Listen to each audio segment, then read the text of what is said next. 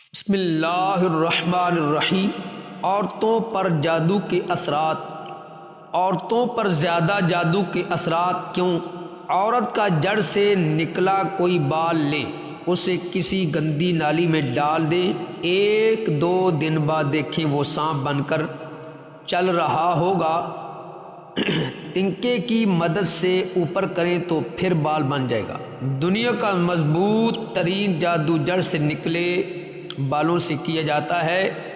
اکثر خواتین کنگھا کرنے کے بعد بال باہر پھینک دیتی ہیں، ایسا ہرگز نہ کریں۔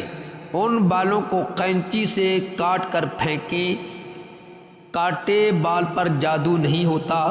بعض اوقات خواتین حیض والے کپڑے کو گندگی میں پھینک دیتی ہیں، اس میں احتیاط برتا کریں، یا اس کپڑے کو دھو کر پھینکیں یا جلا دیں یا پھر کہیں دفنا دیں۔ اگر وہ کپڑا کسی جن شیطان نے سونگھ لیا، سمجھو وہ عورت پھنس گئی، یا تو اس عورت پر جادو کرتا ہے یا پھر اس پر عاشق ہو جاتا ہے۔ جو لوگ یہ سوچتے ہیں کہ صرف انسان ہی جادو کرتے ہیں وہ بے وقوف ہیں، جادو جن بھی انسان پر کرتے ہیں۔